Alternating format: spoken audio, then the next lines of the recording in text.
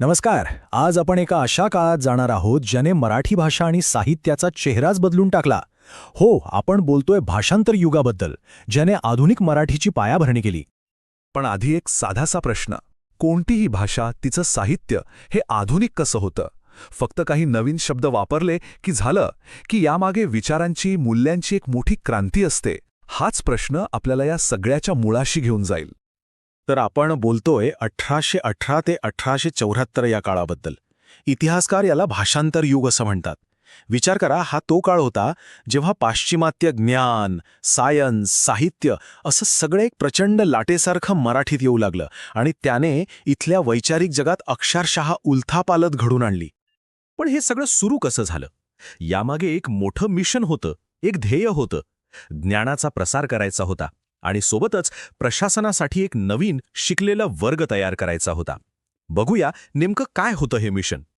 ब्रिटिशांची उद्दिष्टे अगदी स्पष्ट होती. त्यांना एकीकडे पाश्चात्य ज्ञान इथल्या लोकांपर्यंत पोहोचवायचं होतं आणि दुसरीकडे राज्यकारभारासाठी लागणारा एक सुशिक्षित कारकून वर्ग तयार करायचा होता.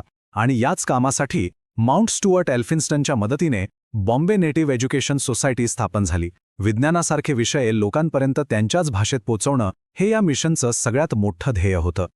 पण हा ज्ञानाचा प्रसार करण्याचा रस्ता अजिबात सोपा नव्हता. कारण समोर आव्हान होतं शतकानुशतके रुजलेल्या जुन्या समजुतींचं, अंधश्रद्धांचं, ज्यांनी नवीन विचारांना अक्षरशः रोखून धरलं होतं. आणि यातली सगळ्यात इंटरेस्टिंग गोष्ट काय होती माहितीये? लोकांना चक्क छापील पुस्तकांचीच भीती वाटत होती. हो, तुम्ही बरोबर ऐकलंय. नवीन ज्ञान तर लांबच राहिलं, लोकांना पुस्तकच नको होतं. लोकांमध्ये असे गैरसमज पसरले होते की छापील पुस्तकाला हात लावला तर आपला धर्म बुडतो, किंवा पुस्तकाच्या शाहीमध्ये म्हणे प्राणांची चरबी मिसळलेली असते. आता विचार करा, अशा वातावरणात विज्ञान, भूगोल आणि नवीन नैतिक मूल्यांबद्दल कसं बोलणार?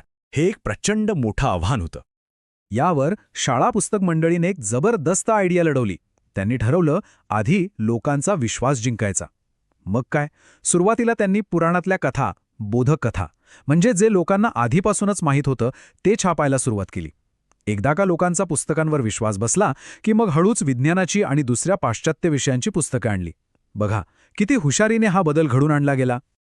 आणि मग जे सुरू झालं ते होतं ज्ञानाचे खरं वादळ.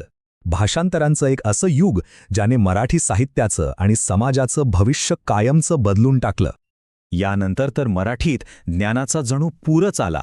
एकामागोमाग एक ग्रंथ भाषांतरित होऊ लागले आणि याची सुरुवात झाली सायन्सने, म्हणजे विज्ञानाने. उदाहरणार्थ, हरी केशवजी पाठारे यांनी भाषांतरित केलेला सिद्धपदार्थ विज्ञानशास्त्र हा ग्रंथ. या एका ग्रंथामुळे फिजिक्ससारख्या विषयाची मराठीत पहिल्यांदाच शास्त्रीय पद्धतीने ओळख झाली. त्यानंतर रसायनशास्त्रविषयक संवादसारख्या पुस्तकांमधून केमिस्ट्रीसारखा किचकट विषयही एकदम सोप्या संवादातून लोकांपर्यंत पोचला. आणि बाळशास्त्री जांभेकरांच्या भूगोलविद्या या ग्रंथामुळे तर काय झालं, पृथ्वी गोल आहे की चपटी यासारख्या अनेक भौगोलिक गैरसमजुती दूर व्हायला मोठी मदत झाली. विज्ञानानंतर हा ज्ञानाचा ओघ वळला तो जागतिक साहित्याकडे. आणि यामुळे मराठी वाचकांसाठी अक्षरशः जगभरातल्या महान कथांची आणि विचारांची दारं उघडली गेली. जसं की सदाशिव काशीनाथ छत्रे यांनी ईसाप नीतीचं भाषांतर केलं आणि लहान मुलांसाठी, मोठ्यांसाठी, सगळ्यांसाठीच बोधकथांचा एक खजिनाच खुला झाला. आणि ही तर एक खूप मोठी घटना होती.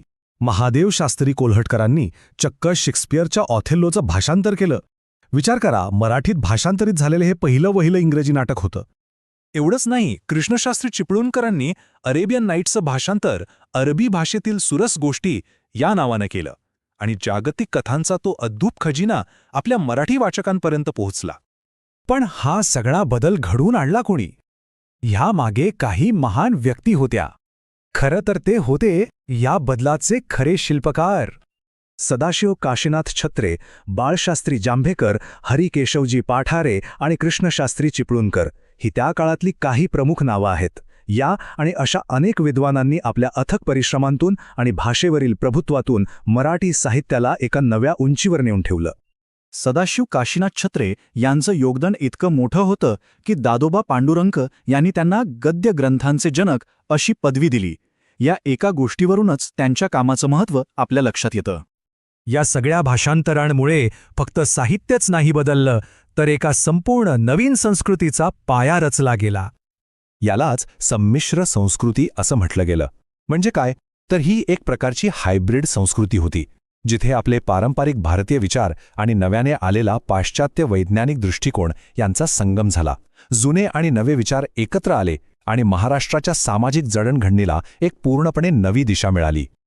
तर मग या भाषांतर युगाचा शेवटचा पण महत्त्वाचा परिणाम काय झाला? सगळ्यात पहिलं, आधुनिक मराठी गद्याला एक प्रमाण स्वरूप मिळालं. दुसरं, समाजात तर्कशुद्ध विचारांची रुजवात झाली. तिसरं, महाराष्ट्र थेट जागतिक विचारांशी जोडला गेला. आणि सगळ्यात महत्त्वाचं, याने जुन्या मूल्यांना आव्हान दिलं आणि एका नव्या सामाजिक बदलाची ठिणगी टाकली. पण जाता जाता एक प्रश्न मनात येतोच. ब्रिटिशांनी सुरू केलेला हा भाषांतराचा प्रवाह हा निव्वळ ज्ञानप्रसार होता की त्यावर सांस्कृतिक आक्रमणाचाही एक अदृश्य ठसा होता? याचा विचार करायलाच हवा, नाही का?